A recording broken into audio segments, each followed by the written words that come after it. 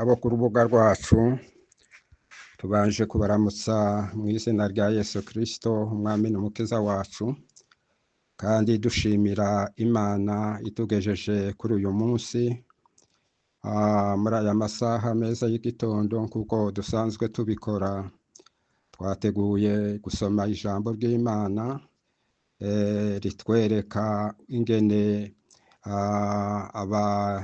ba Sitefano ingene yatotejwe, irya jambo nyine ryo gutoteza abantu abizera. Twabonye tugiye gusoma twumve ingene Sitefano bashoboye kumurega ibirego byo kumwicisha, ndetse turebe n'ingene bamwishe ahorwa guhamya Yesu Kristo. Turabona kuko Sitefano tubanze tumenye uwo ari we. Sitefano tuzi kuko n'umwe muri barya badiyakone barindwi barya batowe mu byakozwe n'intumwa, tubona ibice 6 n'umurongo wa 5, ingene batoye abadiyakone kugira ngo bakore ya mirimo y'ubudiyakone, kugira ngo intumwa zishishikare gusenga no kuvuga ubutumwa bwiza.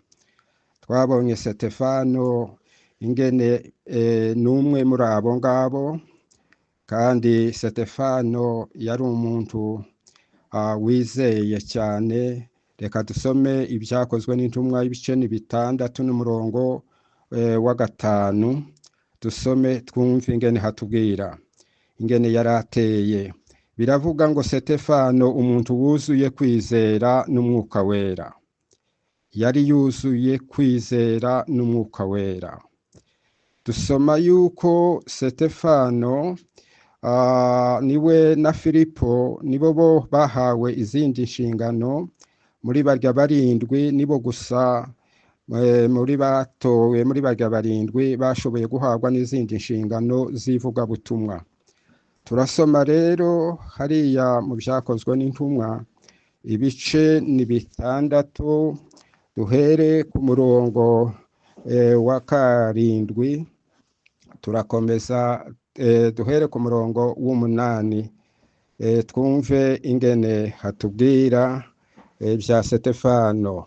Biravuga ngo Sitefano yari umuntu wuzuye umwuka. Sitefano yari umuntu wuzuye umwuka wera w'Imana, kandi ngo yari afite ubwenge bukomeye. Turabisoma twumve ingene Sitefano yari ameze hariya mu byakozwe n'intumwa. Tubona ingene hatubwira Sitefano. Biravuga ibice 6 n'umurongo w'8, biravuga ngo abayuda bafata Sitefano bamurega ibinyoma, bamufata bashaka kumushinja kugira ngo afatwe n'ibyaha by'ibinyoma bamwice.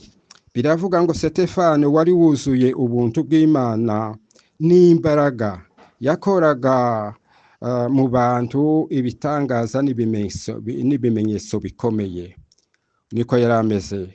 Ariko abantu bamwe bo mu isinagogi ryitwa iry'abareberutino n'iry'abanyakurene n'iry'abanyakesanderiya n'iry'abakirikiya n'iry'abayisiriya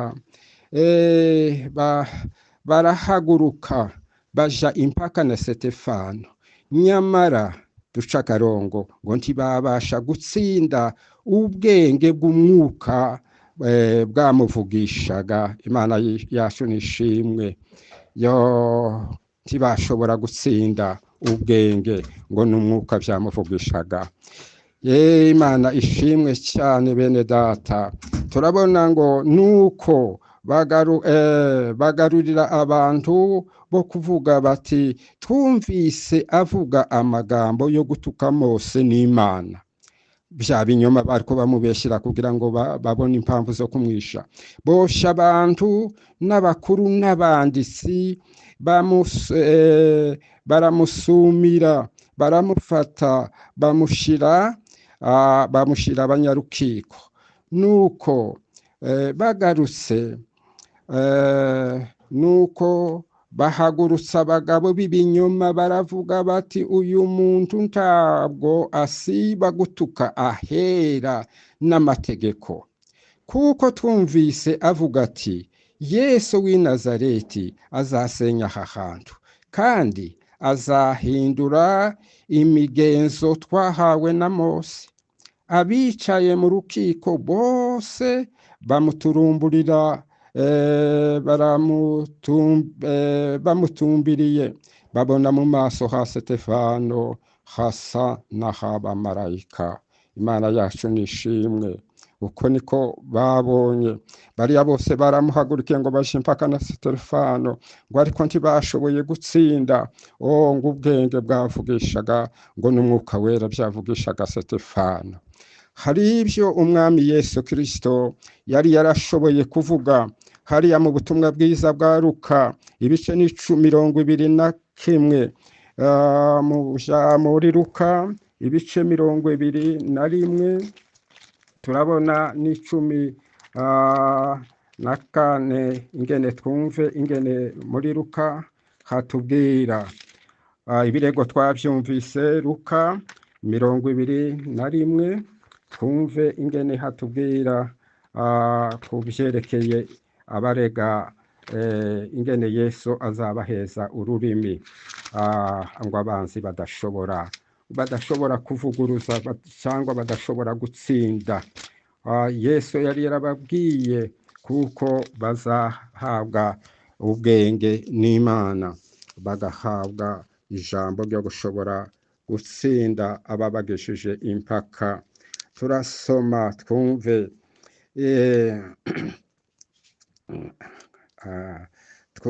ni ibice 21, duhere ku murongo w'14 twumve ingene hatubwira.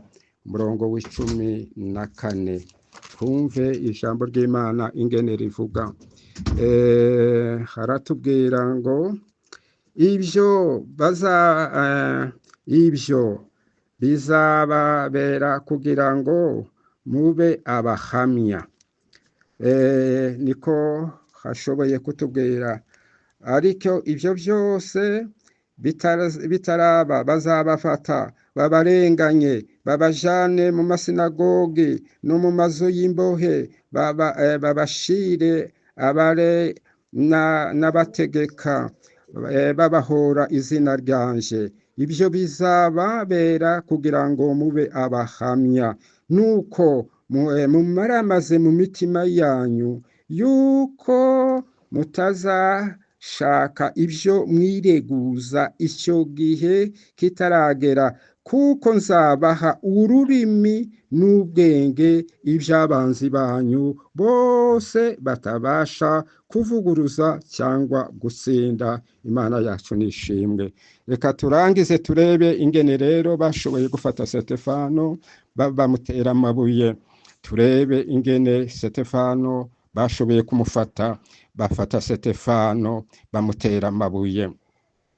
Ngo babyumve batyo bazabiranywa n'uburakari, bahekenya amenyo. Ariko Sitefano yuzuye umwuka wera arararama, atumbira mu ijuru, abona ubwiza bw'Imana, avuga ati mbonye ijuru rikingutse n'umwana w'umuntu ahagaze iburyo bw'Imana. Imana yacu nishimwe. Abonye ijuru rikingutse asengera abanzi. Ati abona Yesu yarahagurutse mu gihe bari kubamutera amabuye, areba umuntu ushikije.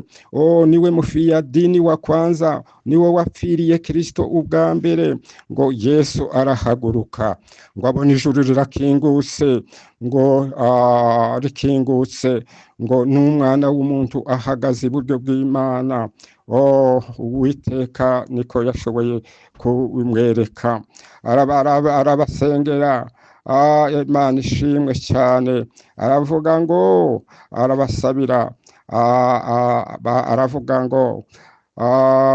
ngo data, ngo ntubabareho biriya byaha, ariko ubababarire. Imana yacu nishimwe kubabarira abanzi biwe bahaye bamwica bahaye bamutera amabuye ariko ijuru byarakingutse abona Yesu Kristo. Yesu yarahagurutse kuko yarageze ikirenge mu ciwe. Muri iriya Zaburi y'Ijana n'umurongo wa mbere haravuga ngo Uwiteka yabwiye umwami wanje icara iburyo bwanje ugezaho nzashirira abanzi bawe munsi y'ibirenge byawe. Imana iduheze umugisha, dusengere guhabwa izi mbaraga n'ubu bushobozi. Uko niko Stefano